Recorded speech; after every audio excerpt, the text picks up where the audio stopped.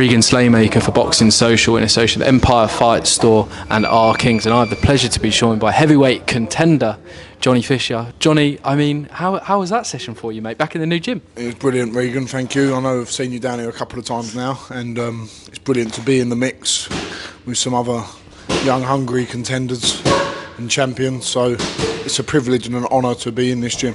Definitely as well. I mean, obviously split from Mark Tibbs after some great years with him, but obviously, like you're saying, you're joining, I mean, a thriving stable with Tony. My first question is, how did this link up come about? Yeah, obviously I had 5 great years with Mark Tibbs, and that wasn't a decision that I made lightly. But I was thinking of it from my perspective. Sometimes it's good to freshen things up, reinvigorate yourself. I mean, I've only got one career, and if I'm lucky, I've got 5 or 6 years, maybe more, maybe less. Who knows in this game? So I've got to do what I think's right and what's good for me. And this link up with Tony happened. I know I've been on the same cards as a lot of his fighters. I've seen him in Vegas when we boxed out there, and I've always known Tony. I've sparred him many times before when I was young, when I was 18, 19 years old, so I've always knew the reputation. I've seen him train Darren Barker, John Ryder, who's still here, is downstairs now. So, yeah, a great reputation, and I'm excited to be part of that stable of fighters. Definitely. I mean, I watched the mainly because I see they were filming me more than you, obviously, John, in the announcement video. But I mean, in that, Tony basically made a key point of your want to learn. I mean, how important is that for you? Do you always put an emphasis on that, trying things new, not kind of reinventing your game, but always trying to add things? It's very important to be willing to learn and to put yourself out there. I think I proved in my last 2 fights that I'm willing to go to the well and go out on my shield. But more importantly than that, now, as a professional boxer, as a sportsman, as an athlete, it's about being able to learn and push yourself in the gym as well. And I've always done that. I've always trained really hard with Mark, Sonny, who's still part of my team as well. But it's just changing a few different things and learning a few different things to make me the best version of what I am. I mean, we can't reinvent what I am. I'm a big, athletic heavyweight, and I've got to use my raw power, my athleticism for a big man, and that aggressiveness which is naturally in me, and making that more refined. And I think that's the game plan with Tony. And yeah, it's using my best assets, working on other things to make it better, but use what got you here in the first place, which is being aggressive, being powerful, and getting in people's faces. Definitely as well. Sorry, I'm about to choke that's right. Sorry, Johnny. I was always I was talking to Tony the other day, and I was watching you kind of on the flumes and shadowbox as well. And it seems like where I've been watching the fight as well, it seems like you've taken it like a duck to water, Tony's type of training style and things like that. Do you forgive me if I don't know if I'm blowing smoke up your arse here, Johnny, but like, do you feel that? Do you feel like you've taken it? Obviously, he's only been here a couple of weeks. I think I'm quite good at processing. That's my strength, being able to just soak things up. I think wherever I would go, it's the same as when I was at university or doing my A-levels. I'm quite good at taking the information and trying to make it into something that makes sense. And I think it does help when you've got someone's style like Tony, who is trying to enhance the aggression and that sort of attackive side of me.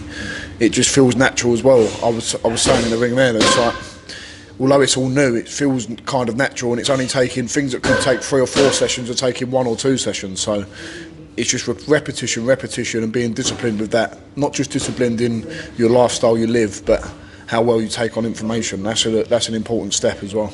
Definitely as well. Obviously, it comes after, I mean, your last fight, the rematch with Dave, obviously sadly ended it in defeat. But I mean, since that time, you've done some training up with Jamie and Nigel. Obviously, it was well documented and things like that. But how has the period been since that second fight with Dave? So no one wants to lose. But if you think you're going to go through life and not have knocks and have bad things happen, it happens to everyone in every walk of life. Unfortunately for us as heavyweight boxers, it happens in the most emphatic style sometimes in front of thousands and millions of people. But if you think that you're too special to have that happen to you, then you're doing something wrong. It's about, you measure a man by what he does when he's now got to pick himself back up, and you lose it's a boxing match. I mean, my dad said to me the other day, he was out at one of them sausage and cider festivals, and a guy came up to him and said, Johnny, what happened to Johnny? What happened? My dad said, well, he had a boxing match. Someone punched him in the face and knocked him out. He's done it to 10, 11 people before. It happened to him. Like, what do you mean what happened? And he's like, oh, well, that's how it works, mate. Do you know what I mean? Like, we go out there to give people entertainment, and if you're scared of losing, you're in the wrong sport, because we're here to give people exciting nights. Definitely are as well. And I mean, obviously, it's 1-1 as well. You won the first fight. I mean, obviously not immediately. Dave's next fight's announced, but I imagine a trilogy fight is something that you want and is definitely on your radar. 100%. Well. I spoke to Dave about this when we was up there training with in Manchester. Listen, I get on with Dave. I get on with Joe Hayden up there. With Conor Walker, some great guys. The Hamed brothers as well. Jack Cattrall, brilliant people. Nigel and Jamie, brilliant men. But of course, I want that fight as well. But whether it happens in 6 months' time, 12 months, 18 months' time, Dave's doing his thing at the minute. He's on a good trajectory, and rightly so. He won the fight in emphatic style, so he's going to go on his run, and he's got a good fight coming up with Makhmudov. He definitely does as well. Obviously, I can't interview you when you're back in training, obviously, and obviously one of the hottest properties in British boxing as well. When can people see you back in the ring, or is it just taking a bit of time at the moment? Well, there's a show in December in Monaco. I definitely want to get on that one. Nice. But I'm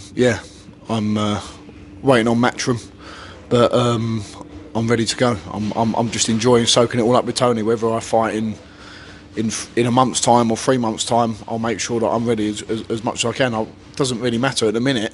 At 26 years old, I can wait it out and do what needs to be done to get me in a position to be where I need to be. And I'm just excited to be in this new chapter of my career, because I really am soaking up a lot of new stuff, and it's exciting. So I'm in no rush, but at the same time, while this isn't in a rush, I'm making good progress, so it's a good thing. Whatever happens next is going to be a good thing. You definitely are, and I really am looking forward to hopefully seeing, I mean, the Romford Bullard, the Bosch soldiers in tuxedos in Monaco. There might be a few custom-made ones made out of tarpaulin or tents, because Big John, Triple B, not so much sole anymore. He's not really big sole, he's medium sole.